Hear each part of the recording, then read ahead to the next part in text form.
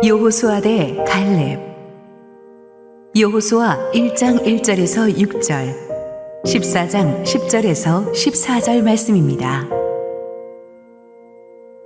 여호와의 종 모세가 죽은 후에 여호와께서 모세의 수종자 눈의 아들 여호수아에게 말씀하여 이르시되, 내 종 모세가 죽었으니 이제 너는 이 모든 백성과 더불어 일어나 이 요단을 건너 내가 그들 곧 이스라엘 자손에게 주는 그 땅으로 가라. 내가 모세에게 말한 바와 같이 너희 발바닥으로 밟는 곳은 모두 내가 너희에게 주었노니, 곧 광야와 이 레바논에서부터 큰 강 곧 유브라데 강까지 해쪽 속의 온 땅과 또 해지는 쪽 대해까지 너희의 영토가 되리라. 네 평생에 너를 능히 대적할 자가 없으리니 내가 모세와 함께 있었던 것 같이 너와 함께 있을 것임이니라. 내가 너를 떠나지 아니하며 버리지 아니하리니 강하고 담대하라.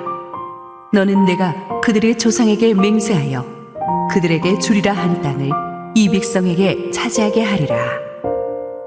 이제 보소서, 여호와께서 이 말씀을 모세에게 이르신 때로부터 이스라엘이 광야에서 방황한 이 45년 동안을 여호와께서 말씀하신 대로 나를 생존하게 하셨나이다. 오늘 내가 85세로 돼 모세가 나를 보내던 날과 같이 오늘도 내가 여전히 강건하니 내 힘이 그때나 지금이나 같아서 싸움이나 출입에 감당할 수 있으니 그날에 여호와께서 말씀하신 이 산지를 지금 내게 주소서. 당신도 그날에 들으셨거니와 그곳에는 아낙 사람이 있고 그 성읍들은 크고 견고할지라도 여호와께서 나와 함께 하시면 내가 여호와께서 말씀하신 대로 그들을 쫓아내리이다 하니, 여호수아가 여분네의 아들 갈렙을 위하여 축복하고 헤브론을 그에게 주어 기업을 삼게 하매 헤브론이 그니스 사람 여분네의 아들 갈렙의 기업이 되어 오늘까지 이르렀으니, 이는 그가 이스라엘의 하나님 여호와를 온전히 좇았음이라. 할렐루야. 우리 하나님께 감사와 영광의 박수 올려드리겠습니다. 우리 함께 기도하시고 하나님 말씀 보겠습니다. 사랑하는 아버지, 은혜를 감사합니다.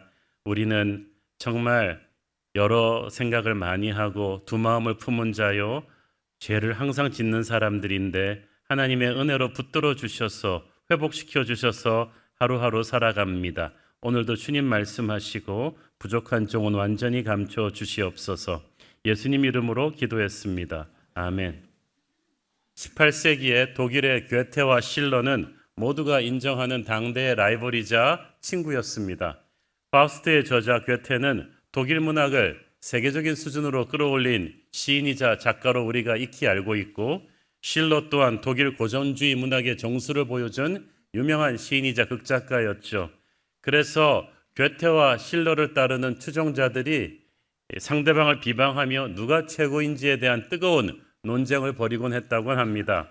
한 번은 괴테의 그 광팬이 괴테에게 찾아가 이렇게 말했습니다. 실러는 결코 당신을 이길 수 없지 않습니까? 실러의 문학은 나보다 수준이 낮다고 한 말씀만 해주십시오 라고 하니까 괴테가 뭐라고 했냐면은, 괴테와 실러 둘 중에 누가 더 나으냐고 비교하며 싸우지 말고 괴테와 실러라는 두 작가가 같은 시대에 독일에 살아있다는 사실에 감사하십시오.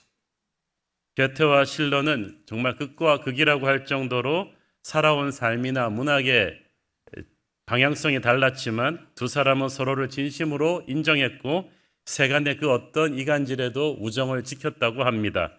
괴테와 실러로 인해 독일의 문학은 유럽 문화의 중심이 될 수가 있었고, 그래서 둘은 지금도 같은 무덤에 나란히 안장되어 있다고 합니다. 구약 성경에도 보면은 이 두 인물이 동시대에 살았다는 사실로 인해서 참 그 당시 사람들이 감사해야 될 인물이 있었다면 바로 여호수아와 갈렙이 아닌가 합니다. 나이도 서로 비슷했을 것으로 추정되는데 하나님께서는 이 두 믿음의 영웅들을 사용하셔서 모세가 죽고 난 뒤에 이스라엘 백성들이 약속의 땅을 정복하게 하셨습니다. 많은 경우 우리가 주일학교에서 배운 여호수아 스토리 따로 있고 갈렙 스토리 따로 있는데 오늘은 이 두 사람이 선의의 라이벌로서 어떻게 함께 약속의 땅의 문을 열어 주었는지를 조금 선의의 라이벌의 맥락에서 살펴보도록 하겠습니다. 먼저 모세의 후계자 여호수아는 어떻게 모세의 후계자가 되었습니까? 모세의 기도 응답으로 그렇게 되었어요. 민수기 27장 15절 17절 읽습니다. 모세가 여호와께 여짜와 이르되 여호와 모든 육체의 생명의 하나님이시여 원하건대 한 사람을 이 회중 위에 세워서 그로 그들 앞에 출입하며 그들을 인도하여 출입하게 하사 여호와의 회중이 목자 없는 양과 같이 되지 않게 하옵소서. 좋은 목자는 하늘에서 그냥 떨어지는 것이 아닙니다. 좋은 목자는 기도 응답이에요. 아무리 좋은 시스템도 아무리 좋은 교회도 목자를 잘못 만나면 무용지물이 됩니다. 좋은 영적 지도자가 있느냐 없느냐는 믿음의 공동체의 생사를 좌우합니다.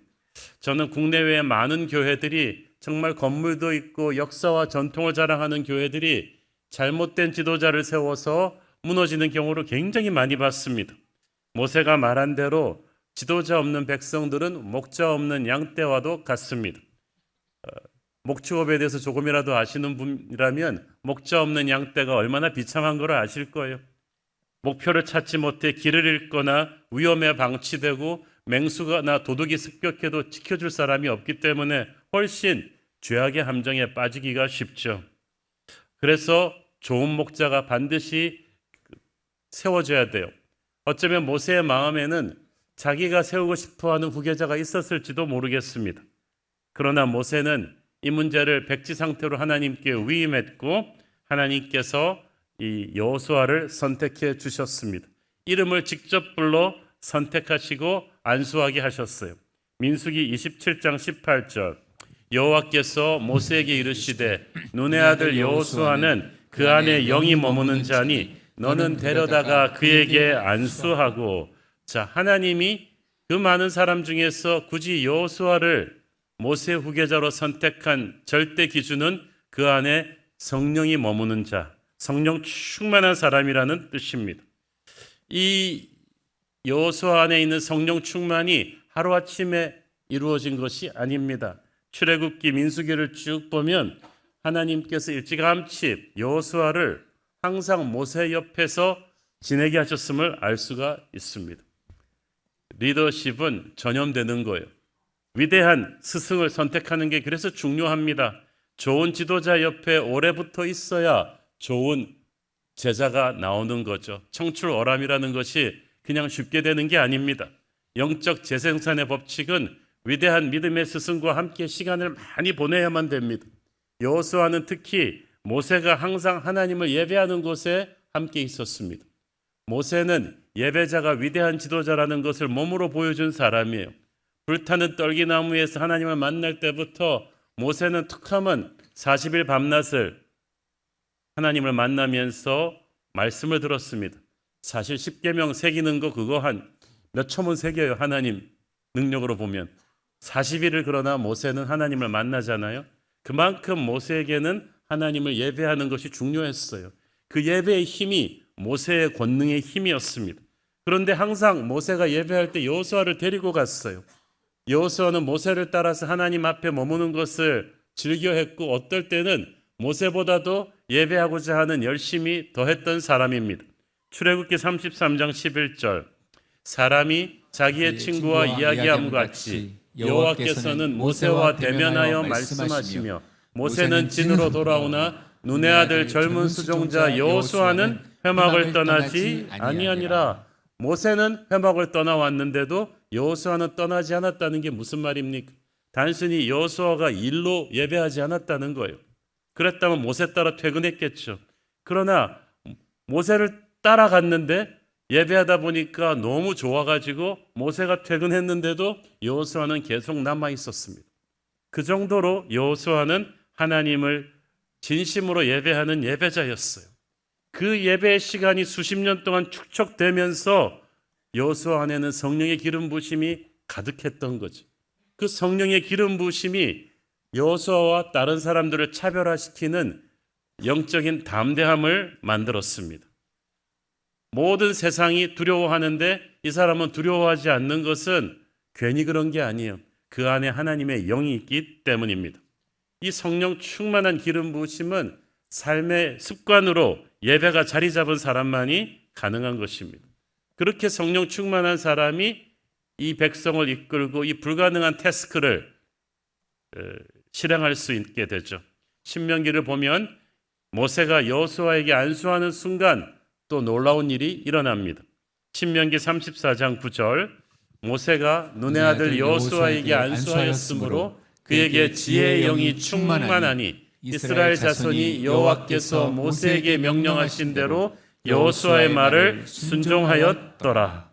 이미 성령 충만한 여호수아였지만 모세가 공식적으로 그에게 안수하는 그 순간에 또 새롭게 부어주는 지혜의 영, 리더십의 영이 있었다는 거예요. 보니까 우리가 성령의 기름 부으심을 한번 받은 사람이라 할지라도 살아가면서 우리에게 주시는 사명에 맞게 시시각각 하나님께서 업데이트를 해주시는 것 같아요. 하늘의 AS가 계속 내려옵니다. 여호수아가 이제 백성들을 이끌고 약속의 땅을 정복하는 엄청난 리더가 되어야 되잖아요. 거기에 맞는 새로운 성령의 능력이 그에게 덧입혀 주었습니다. 그러니까 새로운 시대에 새로운 도전 앞에 선 새로운 지도자에게 하나님께서 새로운 성령의 능력을 부어주십니다. 그러므로 여러분에게 맡겨진 사명이 아무리 크다고 할지라도 나는 이거 못하겠는데요 라고 겁내지 마십시오. 여러분이 순종의 발걸음을 내디디면 전에 없던 능력이 여러분에게 부어지게 될 것입니다. 하나님의 영이 사람에게 임할 때 그는 비로소 하나님의 일을 하게 됩니다. 하나님이 지도자를 세우실 때는 권위와 능력을 함께 주십니다. 그러니까 그 일을 하지 우리가 하나님이 주신 사명을 우리 힘으로 절대 감당 못해요. 저는 대형교회 경험이 없어요. 처음 해보는 거예요. 그러나 하나님께서 교회를 성장시켜 주시는 것만큼 그에 필요한 능력을 주시는 것을 느낍니다. 여러분에게도 그렇게 하실 것입니다. 그래서 하나님의 성령이 기름 부으니까 하나님의 일을 감당할 수가 있고 하나님의 성령이 충만한 모세가 안수하니까 하나님의 영적인 권위가 여호수아에게로 옮겨간 거죠. 그러니까 백성들이 그냥 여호수아를 순종하기 시작한 거예요. 오늘부터 내가 리더니까 나를 순종해 이렇게 된다고 순종되는 게 아니에요. 백성들의 가슴에 스스로 우러나야 되는데 그것은 누구나 확연히 느낄 수 있는 성령의 기름 부으심의 임재가 이제 여호수아에게로 갔다는 것을 다들 느끼게 된 것입니다. 성령의 사람은 두려움을 넘어서는 용기가 있습니다. 오늘의 본문 여호수아서 1장 1절 읽습니다. 여호와의 종 모세가 죽은 후에 여호와께서 모세의 수종자 눈의 아들 여호수아에게 말씀하여 이르시되 모세가 죽은 후에 이 말은 간단한 말씀이지만 엄청난 말씀입니다. 우리가 대통령만 서거해도 굉장히 나라가 충격에 빠지는데 모세의 존재는 대통령에 비할 바가 아니죠. 40년 동안 모세의 위치는 절대적이었습니다. 모세가 있었기 때문에 저 무서운 애굽의 기마대도 전멸시키고 홍해를 건너올 수가 있었고 모세가 기도했기에 구름기둥 불기둥이 그들을 지켰고 모세가 있었기에 광야에서 만나와 메추라기를 먹으며 굶어 죽지 않았어요. 모세는 모든 것이었어요. 그는 구세주였고 정치 지도자였고 경제 지도자였고 재판장이었고 모든 것이었습니다. 이스라엘의 영적 아버지와도 같은 존재인데 이 모세가 갑자기 사라졌어요. 그러니까 백성들의 불안감이 얼마나 컸겠습니까? 그 불안감은 고스란히 여호수아에게로 왔습니다. 자기가 이 불안감을 잠재울 수 있을까? 그런데 하나님께서는 너무나 덤덤하게 여호수아에게 명령하십니다. 2절 내 종 모세가 죽었으니 이제 너는 이 모든 백성과 더불어 일어나 이 요단을 건너 내가 그들 곧 이스라엘 자손에게 주는 그 땅으로 가라. 너무 큰 일을 너무 쉽게 말씀하세요. 모세가 없네? 이제 네가 가야 된다? 중요한 거는 사람만 바뀌지 하나님의 역사가 계속된다는 사실입니다. 모세를 하나님은 사랑하셨죠. 귀하게 쓰셨죠. 그렇지만 하나님께서는 이스라엘이 모세의 추억에 완전히 함몰돼 가지고 오랫도록 슬픔에 잠겨 있기 원치 않으셨습니다. 이제 모세를 데려가시면서 한 시대를, 출애굽의 시대를 매듭 지으시고 여호수아를 세우셔서 가나안 정복 시대라는 새로운 역사를 열기 원하셨어요. 하나님은 과거 노스탈지아에 잠겨 있는 분이 아니라 바로 오늘의 하나님이신 줄 믿습니다. 그렇지만 여호수아가 아무래도 부담이 크죠. 너무나 위대했던 전임자의 공백을 메꿔야 되기 때문에 불안하고 두려운데 하나님께서 여호수아를 딱 붙잡고 격려해 주십니다. 5절 읽습니다. 너의 평생에 너를 능히 대적할 자가 없으리니 내가 모세와 함께 있었던 것 같이 너와 함께 있을 것임이니라. 내가 너를 떠나지 아니하며 버리지 아니하리니. 하나님께서 마치 여호수아의 마음을 하시고 이렇게 말씀하시는 것 같습니다. 여호수아야, 겁나지? 하지만 너무 주눅들 필요 없다. 모세가 위대했던 것은 내가 그와 함께 했기 때문이다. 그가 이루었던 그 수많은 기적들은 내가 그를 통해서 이룬 것이다. 이제 내가 너의 하나님이 될 것이다. 모세가 이루었던 기적과는 또 다른 기적들을 내가 너를 통해서 행하실 것이다. 그 격려를 하나님이 여호수아에게 주신 거예요. 한마디로 이제 여호수아는 끊임없이 모세와 자기를 비교하던 열등감을 벗어던지고 하나님의 눈으로 자신을 바라보아야만 했어요. 나는 여호수아지 모세와 비교하는 사람이 아니다. 하나님이 자격 없는 사람을 졸지에 그 막중한 자리에 세운 건 아니거든요. 하나님께서 마치 그렇게 말씀하시는 것 같아요. 여호수아야, 너는 나의 눈으로 너를 봐야 돼. 너 지금까지 그냥 온 거 아니잖아. 나는 너를 정성껏 준비했어. 모세 옆에서 그 수많은 전투를 너도 지휘했었고, 너는 모세와 함께 예배했고, 모세에게 준 나의 말을 다 들었어. 너는 내가 준비한 사람이야. 두려워할 거 없어. 모세가 위대했다면 진짜 여호수아도 훌륭했죠. 여호수아란 이름의 뜻이 여호와는 구원이시다라는 의미인데, 구원자라는 이 이름이 예수님의 히브리식 이름이에요. 그래서 이스라엘 사람들은 예수님을 예슈아라고 부릅니다. 이스라엘 백성을 애굽에서 탈출시킨 모세가 우리를 십자가의 은혜로 죄에서 탈출시킨 예수님을 상징했다라면, 여호수아는 이제 약속의 땅으로 데리고 가는, 부활하셔서 우리에게 승리를 주시는 예수님을 상징했어요. 그렇기 때문에 십자가의 예수님과 부활의 예수님을 상징하는 원투 펀치가 바로 여호수아, 모세라는 거죠.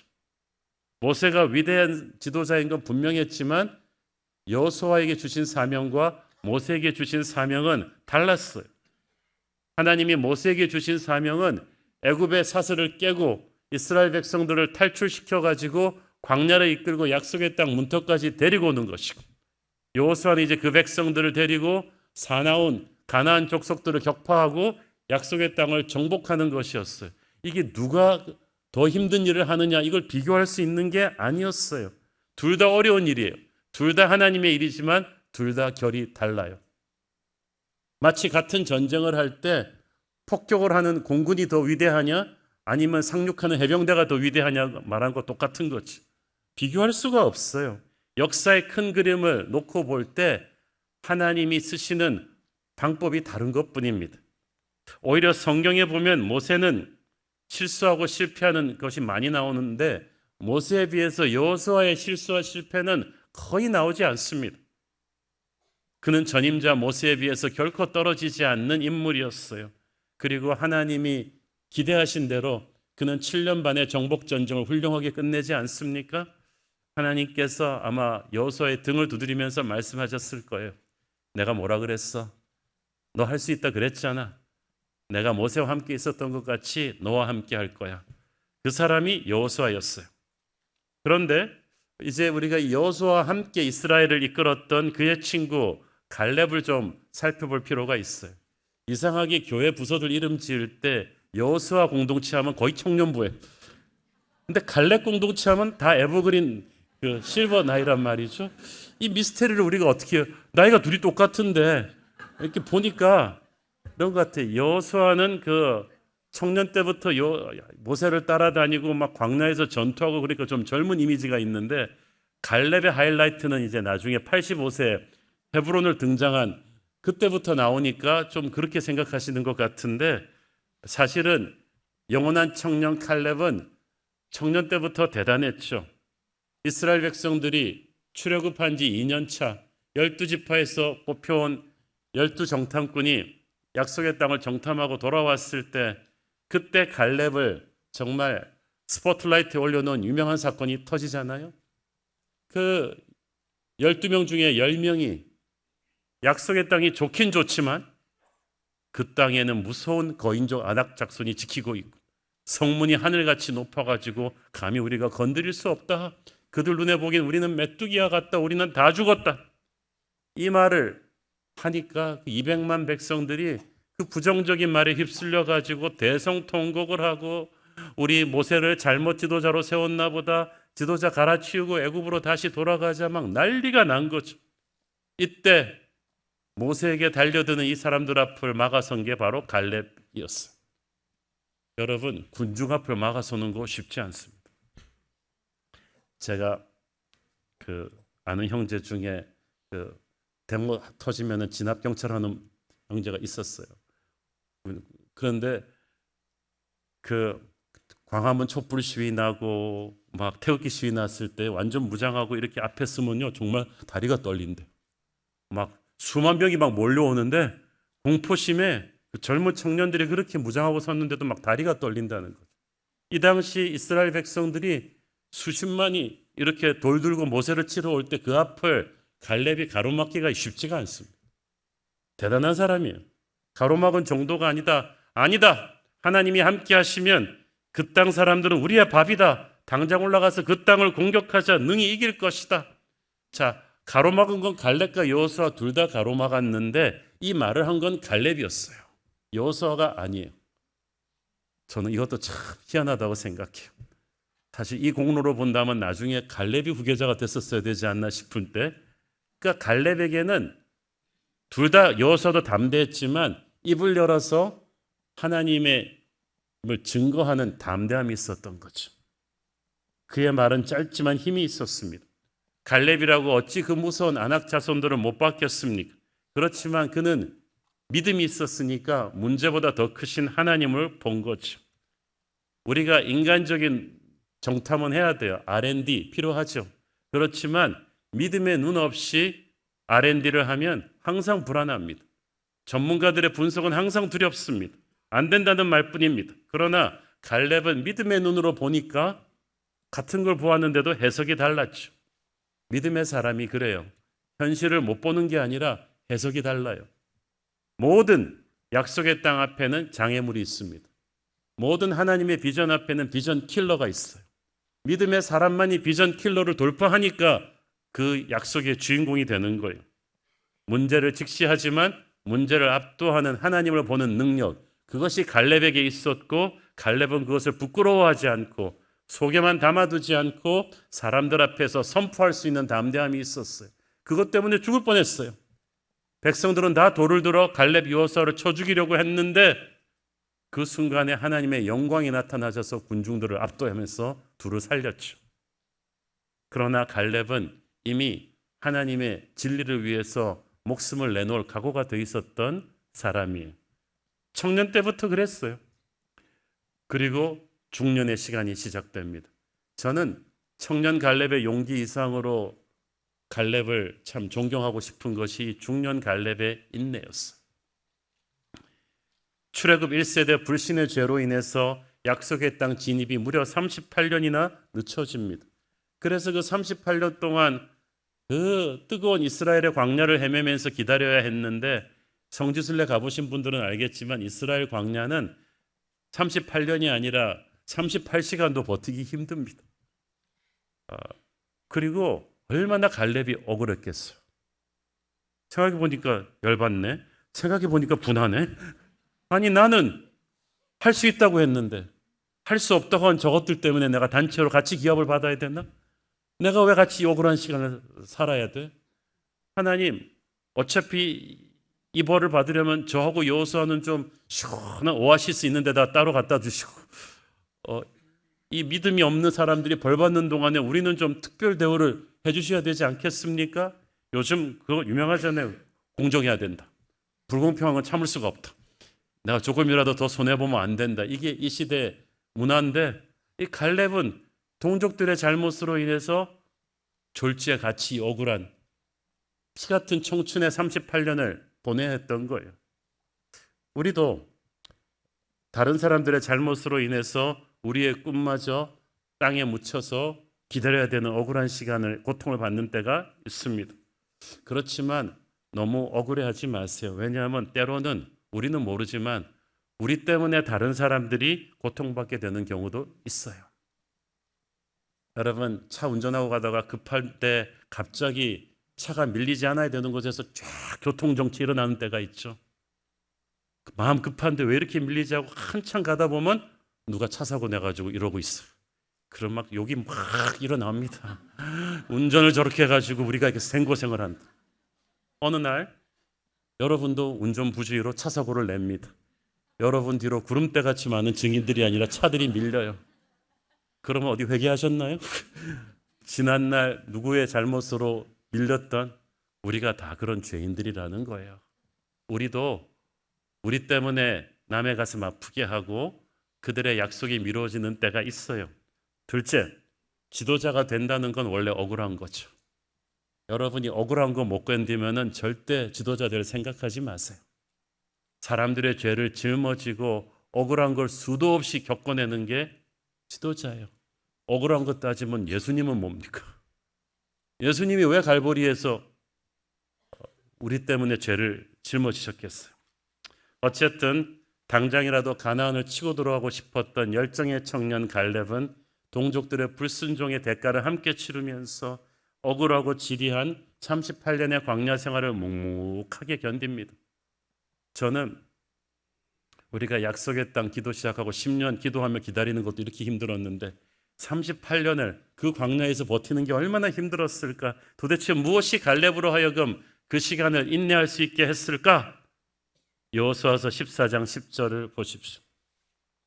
이제 보소서, 여호와께서 이 말씀을 모세에게 이르신 때로부터 이스라엘이 광야에서 방황한 이 45년 동안을 여호와께서 말씀하신 대로 나를 생존하게 하셨나이다. 오늘 내가 85세로되. 자, 여기서 여호와께서 말씀하신 대로 이 말이 두 번 나오죠. 갈렙은 이 억울한 인고의 세월을 그냥 대책 없이 기다린 게 아니에요. 뭐 타고난 낙천주의자라서 잘 되겠지 이렇게 기다린 것도 아니에요. 갈렙의 인내는 소망에 기초한 것이었고 그 소망을 끌고 가는 힘이 약속의 말씀이었어요. 하나님이 갈렙에게 어떤 약속의 말씀을 주셨습니까? 민수기 14장 24절. 그러나 내 종 갈렙은 그 마음이 그들과 달라서 나를 온전히 따랐은즉 그가 갔던 땅으로 내가 그를 인도하여 드리리니 그의 자손이 그 땅을 차지하리라. 많은 사람들은 하나님의 약속의 말씀을 건성건성 들었지만 그렇게 로고스의 말씀으로 일반적으로 그냥 끄떡끄떡하는 말씀이 있고 내게 주시는 약속의 레마의 말씀이 있어요. 갈렙에게는 이 말씀이 그거였어요. 내 종 갈렙은 내가 반드시 그 땅으로 인도하여 드릴 것이다. 성경에서 소망을 얘기할 때는 꼭 약속의 말씀하고 붙여서 얘기합니다. 말씀의 사람이 소망의 사람이 되고 인내의 사람이 되는 거죠. 그가 끈질겨서가 아니에요. 상황이 아무래도 그는 하나님이 주신 약속의 말씀을 가슴 깊이 새기고 힘들 때마다 꺼내보고 하면서 이 말씀에는 하나님의 약속이, 나를 위한 약속이 담겨있기 때문에 어떤 어둠 속에서도 절망하지 않고 나를 끌고 가는 힘이 될 것입니다. 여러분에게도 어둠 속에 여러분을 끌고 가는 하나님의 약속의 말씀이 있기를 바랍니다. 그 약속의 말씀을 집안에도 붙여놓고 가슴에도 새겨놓고 날마다 선포하면 하나님께서 여러분에게 이 억울한 광야의 시간을 이길 수 있는 힘을 주실 것입니다.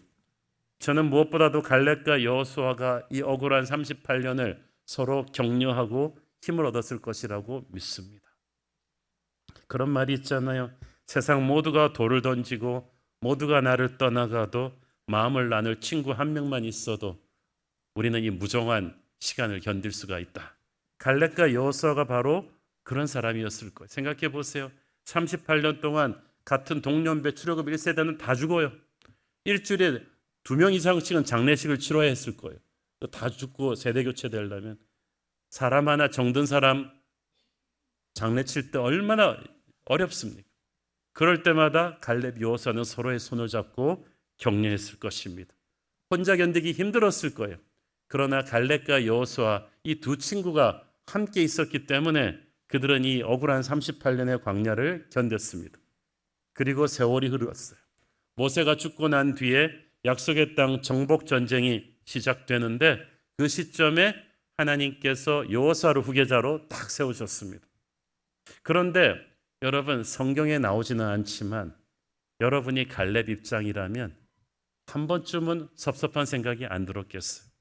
아니 나는 어디가 어때서?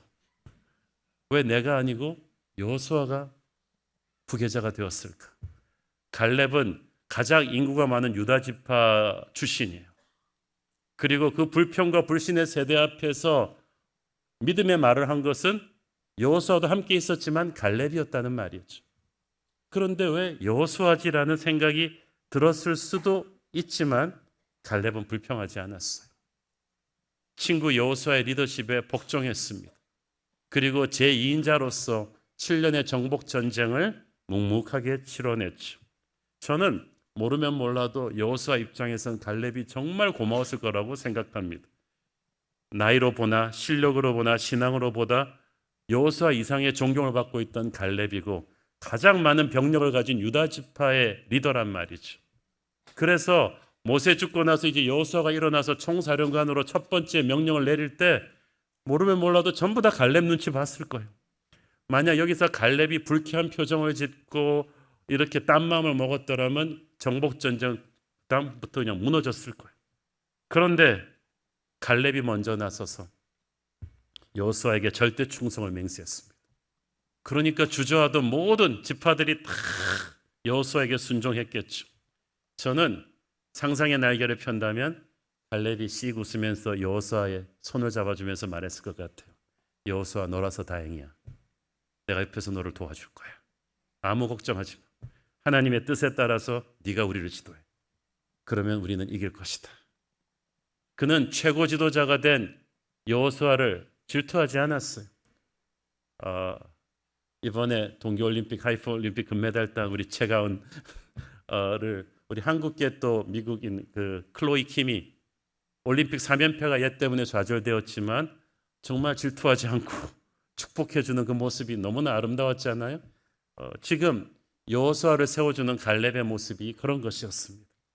여호수아를 갈렙이 질투하지 않고 그렇게 한 것은 여호수아에게 주신 비전의 사명과 자기에게 주신 비전의 사명이 달랐기 때문이에요. 비전의 의식이 확실한 사람은 남과 자기를 비교하고 질투하지 않아요. 12절 읽습니다. 그날에 여호와께서 말씀하신 이 산지를 지금 내게 주소서. 당신도 그날에 들으셨거니와 그곳에는 아낙 사람이 있고 그 성읍들은 크고 견고할지라도 여호와께서 나와 함께 하시면 내가 여호와께서 말씀하신 대로 그들을 쫓아내리이다 하니 갈렙의 마음속에 담겨있던 여호수아 아니라 그 누구와도 비교할 수 없는 비전은 그 산지는 바로 헤브론이었어. 그런데 그 헤브론은 인간적으로 보기에는 그렇게 탐낼만한 땅은 아니죠. 해발 800m 고지에 위치한 험산줄령의 요새인데다가 45년 전에 그 이스라엘 정탐꾼들을 공포에 떨게 했던 그 무서운 거인족 아낙 자손이 지키고 있던 곳이 바로 이 헤브론이에요. 갈렙과 여호수아는 여기를 실제로 와봤기 때문에 여기가 얼마나 힘든지를 알고 있는데 85세라는 나이로 갈렙이 지금 무슨 생각으로 여기를 도전하겠다고 합니까? 사실 갈렙은 여호수아 복음가는 큰 지도자이기 때문에 아무 힘 안 쓰고 가서 툭 취할 수 있는 기름진 평야를 달라 그래도 여호수아는 줬을 거예요. 모두가 토를 달지 않았을 거예요. 그런데 가장 공략하기 힘든 헤브론을 남들은 백을 써서라도 빠지고 싶어하는 헤브론 전투를 자기가 하겠다는 거예요.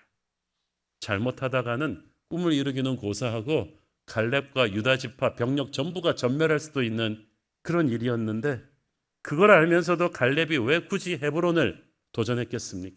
첫째, 헤브론의 상징적인 의미죠.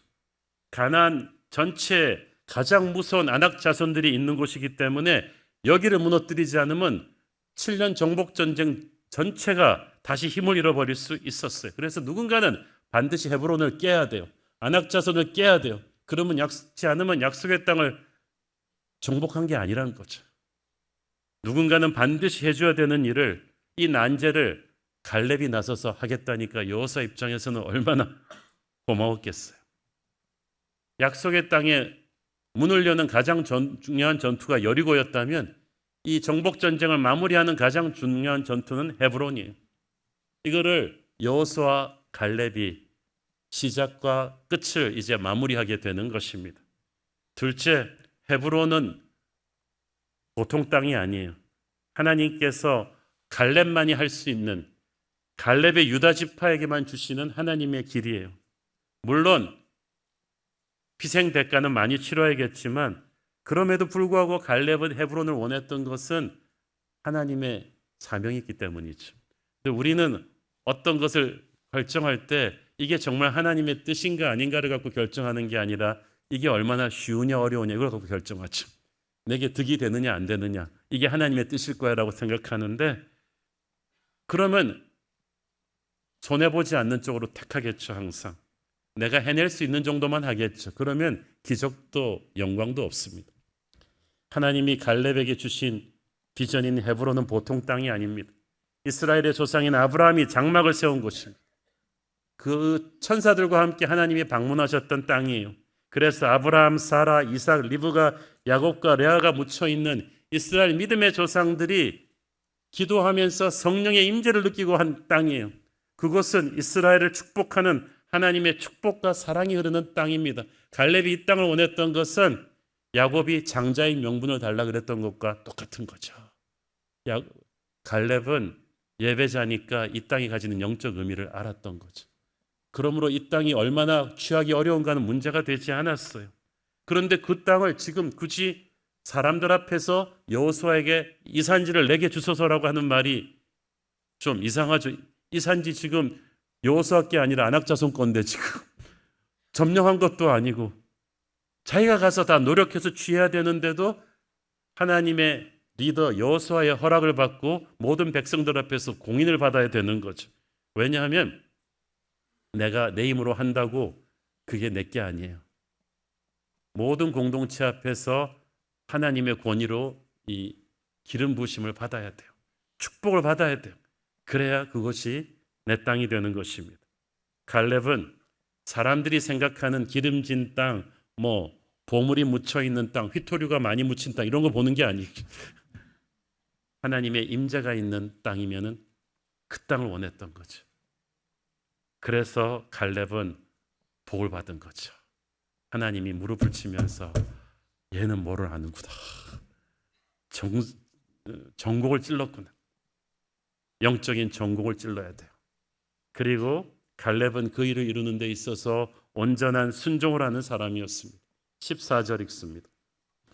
헤브론이 그니스 사람 여분노의 아들 갈렙의 기업이 되어 오늘까지 이르렀으니 이는 그가 이스라엘의 하나님 여호와를 온전히 쫓았음이라. 여기서 온전히 쫓았다는 말은 He followed the Lord wholeheartedly with all his heart.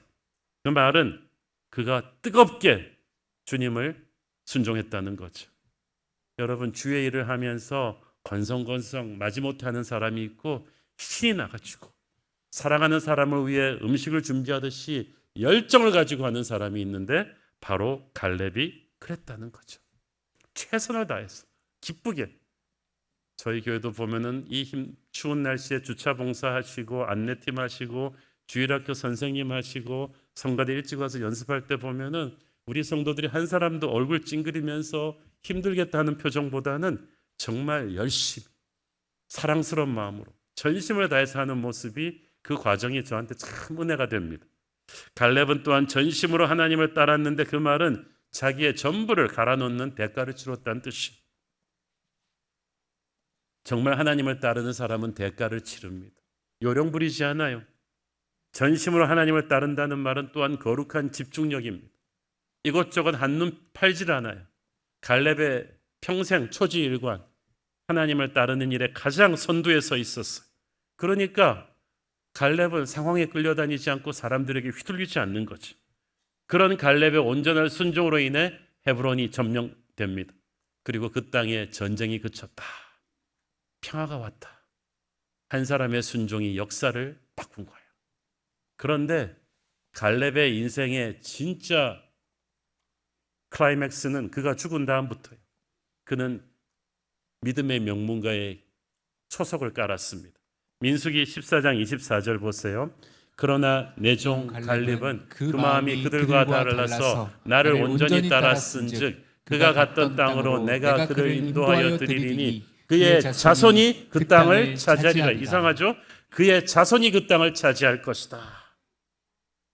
자기의 자손이 비전을 추수하게 될 것이다. 제가 우리 교회 개척할 때부터 항상 그 비전을 하나님이 주셨는데 우리 다음 세대의 부흥이 부모 세대의 부흥을 능가할 것이다. 우리가 약속의 땅에 들어가기 전까지 우리가 한국 교회의 부흥을 이렇게 도전하면서 민족 복음화에 유명했다면 이제 저는 약속의 땅 시대에는 아시아의 복음화, 세계 복음화의 시대를 우리의 다음 세대 유전 자녀들이 끌고 갈 거라고, 청년들이 끌고 갈 것이라고 믿습니다. 오늘 우리가 하는 믿음의 선택이 우리 자손의 영적인 운명을 바꿀 거예요. 여호수아서 15장에 보면 갈렙의 딸 악사와 그의 사위 온니엘이 갈렙 못지않은 용맹으로 약속의 땅 전쟁을 끌고 나가는 것을 볼 수가 있죠. 하나님께서는 이 갈렙의 온전한 순종을 받으셔서 그의 후손에게 상상할 수가 없는 축복을 내리십니다. 세월이 지나서 그의 자손에서 다윗 왕이 태어나고 또 세월이 지나서 예수 그리스도가 태어나는 믿음의 영문과 갈렙의 유다 지파는 이스라엘을 상징하는 그 지파로 굳게 서지 않습니까? 갈렙 당시에는 모든 스포트라이트가 친구 여호수아에게 쏠려 있었어요. 그러나 85세 헤브론을 선택하는 그 갈렙의 열정이 그 후손의 미래를 바꿔놓았지. 남들이 가장 꺼려하는 헤브론, 엄청난 대가를 치러야 되는 헤브론을 갈렙이 그래도 하나님의 약속이 있는 땅으로 믿고 도전했기에 그의 후손을 향한 축복이 열렸습니다. 우리는 갈렙에게서 예수 그리스도를 봅니다. 갈렙이 도전한 헤브론은 예수님이 돌파하신 갈보리입니다. 그는 갈보리가 얼마나 힘든 길인지를 알았지만 그 고난의 길이 우리를 구원하는 하나님의 약속의 길이었기 때문에 예수님은 물러서지 않았어요. 갈렙의 온전한 순종이 헤브론을 열고 그의 자손들의 미래를 바꾸었듯이 예수님의 갈보리의 온전한 순종이 저와 여러분을 죄에서 자유케 하고 구원받는 백성으로 만드신 줄 믿습니다. 저는 갈렙과 여호수아가 출애굽 1세대의 유일한 생존자로서 평생 서로를 격려하는 믿음의 좋은 친구, 선의의 라이벌이었을 것이라고 확신합니다. 두 사람은 철이 철을 날카롭게 하듯이 서로가 서로를 날카롭게 해주는 선의의 친구였어요. 혼자 빛나는 별은 없다는 말이 있지 않습니까? 아마 갈렙과 여호수아는 우리가 따로 떨어져 생각하지만 혼자서는 그렇게 그 힘든 세월을 버틸 수가 없었을 거예요. 위기의 순간마다 여호수아 옆에는 갈렙이 있었고 갈렙 옆에는 여호수아의 축복이 있었습니다. 그 둘에게는 어떤 불가능한 장벽도 믿음으로 뚫고 나간다는 공통점이 있었어요. 제가 보니까 갈렙과 여호수아는 정말 혼돈의 시대, 답이 없는 시대에 믿음으로 길을 뚫어버리는 믿음의 불도저도 같은 사람들이었어요. 하나님께서 이 두 사람을 사용하셔서 약속의 땅에 문을 여는 웨이메이커로 쓰셨습니다. 우리도 갈렙처럼 여호수아처럼 이제 약속의 땅으로 함께 전진할 때 서로를 격려해주는 하나님이 귀히 쓰시는 믿음의 웨이메이커들이 되기를 축원합니다. 기도하겠습니다. 주님 은혜를 감사합니다. 무섭고 힘든 시대를 살았지만 둘이 서로의 믿음을 격려하며 불가능한 웨이메이커로 쓰임받았던 갈렙과 여호수아, 우리 새로운 교회 공동체에서 신앙생활하는 우리가 서로에게 그런 좋은 믿음의 친구들이 되게 하여 주옵소서. 하나님께서는 지금도 불가능한 곳에 길을 내시기를 원하시고 갈렙과 여호수아로 우리를 사용하기를 원하시는 줄 믿습니다. 이제 약속의 땅으로 가기 몇 달 남지 않았는데 우리 모두 그런 믿음 갖게 하옵소서. 예수님 이름으로 기도했습니다. 아멘.